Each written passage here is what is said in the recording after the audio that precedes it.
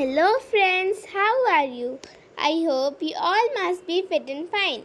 So today we are gonna do a next chapter named force. Well, force have so many definitions.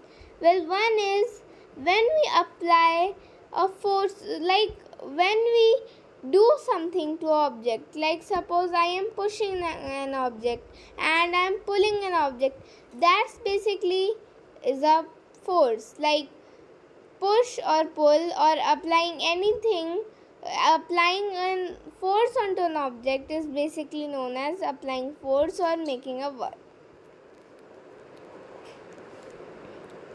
The concept of force is fundamental to our daily lives and can be observed in various activities. Like you have seen in our daily life, like we open the doors, close the doors, we play football, badminton, various activities. Even when we walk or swim or play or we run, every type of force is applied everywhere. Friction is also a type of force. It acts in the opposite direction of motion or applied force. Suppose you are walking on the ground and the way you are walking is this, like you are walking in this direction, so the friction will be acting in the opposite direction. So that's why friction actually is, if we are walking in a direction, then friction will act in its opposite direction, as it's written over here. When a ball is rolled down on the floor, it stops after covering some distance. Do you know why? Because if the ball is going, then it will go on forever until we don't know. If friction is applying a force on the opposite way, then the ball will not be able to go as far as it was going before. Why it is? It is because the friction which is on the floor. In this chapter, we will learn about force and its effects, and we will also read about friction and what are its different types. And then we will discuss about the advantages and disadvantages of friction. So the first will be force. Force as a push or a pull. Force can be of either ways. If you will push an object, you are applying a force on it. If you pull an object, you are applying a force on it. Force is actually very commonly used word by us. We frequently use it in our daily life. When we open or close a door, as I told you, when we exert force on it and then it moves. We kick or throw or hit a ball, we are applying force. We are pushing it, or we are lifting a book from table, or lifting even a box from the floor to the upwards, then it will be force. If we even lift our school bag, we need to apply force to stop a moving object, or we need even a force to slow it down or change its direction. Each and everything you see around you is force. Well, there is a picture of a scientist over here, you can see. This scientist is Sir Isaac Newton. He was an English mathematician, physicist, and an astronomer, and an alchemist as well. He determined the concept of force and 3 laws of motion, and also defined the universal law of gravity or gravitation. You can change the size of a balloon by blowing air from your mouth. Why? Why does the size of a balloon changes? We are just applying blowing air from our mouth to the balloon. Why is the balloon changing its size or even moving from its place? Because we are applying a force on the balloon. We can compress a spring, and then when we leave it, it will gain its original size. And such much more activities are the example of a force happening. Suppose when you blow a balloon, you are applying a force on a balloon. You are pushing a car, you are applying a force. You are pulling something towards you, you are applying a force. You are kicking something, you are catching something. You are either stopping motion or making motion. Here we conclude that force is a push or pull which tends to change in the state of rest, or it tends to change on the direction, speed, size or shape. That's what basically force is. Now here is an activity to show that force can be a push as well. Now see, what we need to do this activity is just basically a matchbox, a coin, and a table. Any coin you can take and a table. Now what we have to do is we have to make a procedure a matchbox and a coin on a table. Like we need a table and the matchbox and coin, and we have to push the coin and the matchbox together.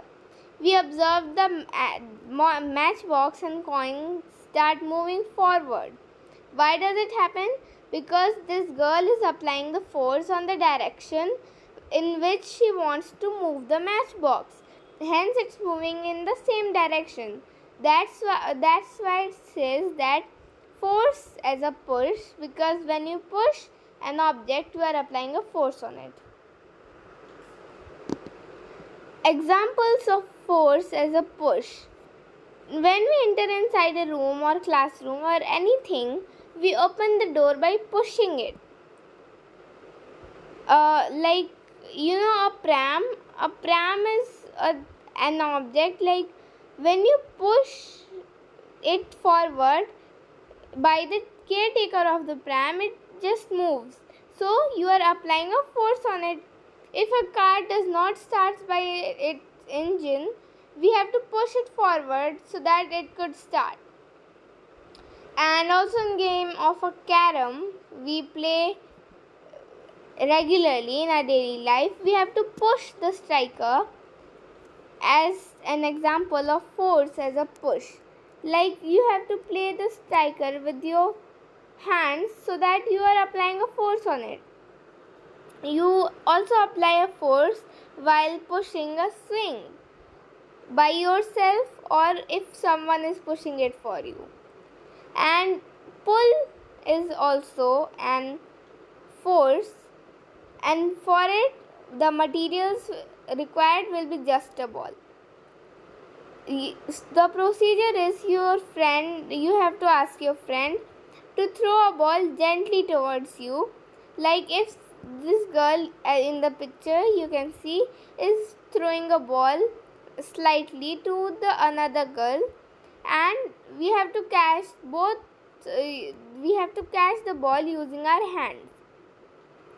We are able to stop the motion of the moving ball. Our friend is making the motion and we are the one who stops the motion. So surely there will be a pulling force is being exerted on us by the moving ball. Hence force also shows pull. Examples will be when we come out through the room, we pull a door. That's how it opens. We also even pull sometimes the glass gates in marts or malls or etc. Some, like you have seen a rickshaw puller with someone pulling a cart, or while entering in a car we also open its door by pulling it. Now effects of a force. There are different effects on different objects by a force. A force is applied on an object may affect in following ways, like you are applying a force in an object could affect the object in different ways. A force can start motion. Suppose when we apply a force on something, the object will move and we are just starting a motion in the direction in which the object moves. When it's lying and at rest, and we will move it considering a football lying on the ground at rest, when we kick it or suppose a player kicks it, it starts moving, hence making a motion. Suppose someone is riding a bicycle, they push the pedal by their feet, hence it is in a motion now, and that's how bicycles move. So the first effect would be force could start motion. It is not necessary that force always starts motion if an object is in rest. If a person tries to push a heavy steel almirah or a heavy box, he or she might not be able to move it. Like suppose you are pushing a wall. What is it? It's of no use because you are pushing a thing which you can't ever do, and it can't start motioning because it's an stayed object and a fixed object, hence you are not applying a force on it. Now suppose one man could not apply force, so 2 or 3 persons will together apply the force in the same almirah and then it will move. So the total force will be larger to move the almirah from its place because it's so heavy, and hence it's not always like that. A force could only make a motion, it could also stop motion. Let's see. A force applied on a moving object can stop its motion. Like you have seen a fielder. When ball is coming towards the fielder, it catches it. The fielder exerts a force on the moving ball and catches the ball. Hence, a moving thing is being stopped. Hence, a force is applied on the moving thing, and then it can stop motion. Hence, a force can stop motion as well. And we also stop a moving vehicle when we apply brakes.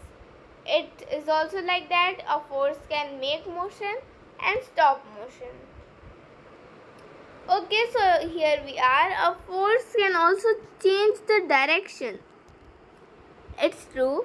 Well, if you have seen someone hitting a ball with a bat, you must have seen that the ball, when it's coming towards the bat, it's in a straight direction, and when the bat hits the ball, it's in a different direction.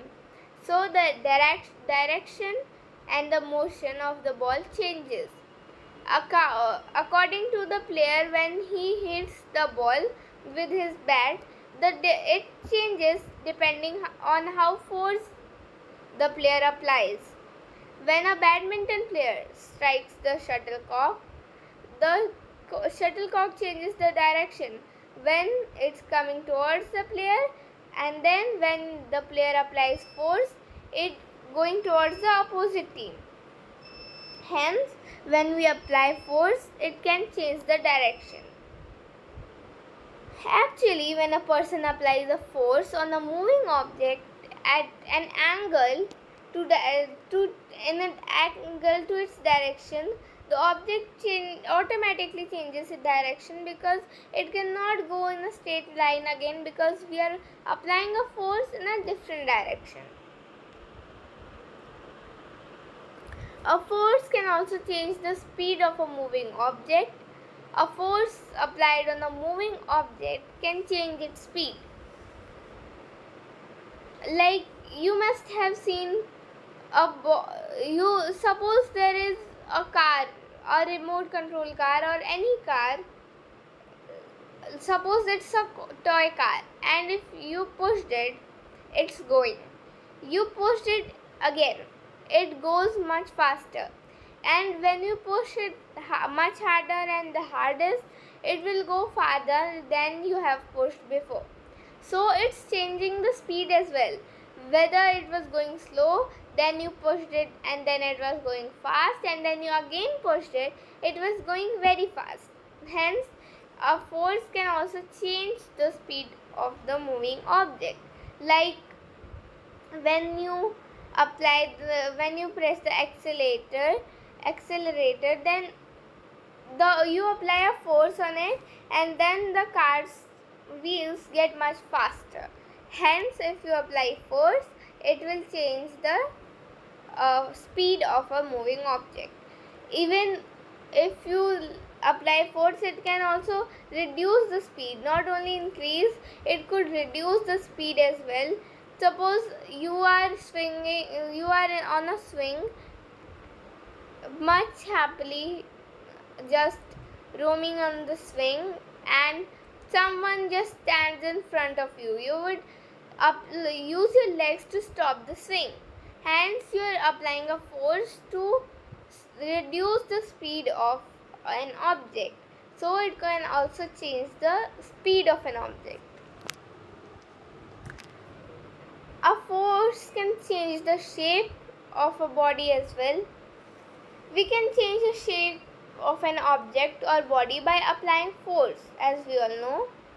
Some examples will be, if you have seen a sponge, when you will press the sponge, it will just be D-shaped, and when it's just relieved, it will be in its original shape, just like a slime. If you will push or apply a force or compress it, it will change its shape. And clay, and so many different examples like that.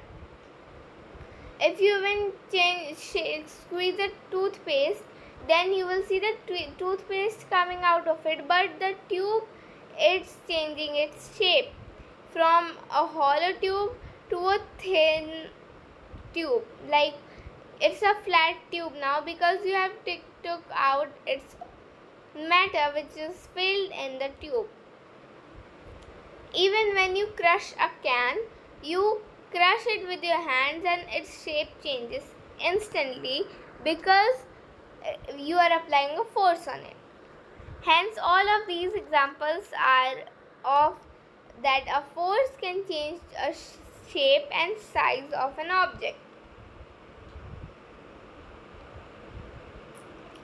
A force can change the size of a body. Well, when you stretch it, it's just not only when the force increases, it could decrease as well.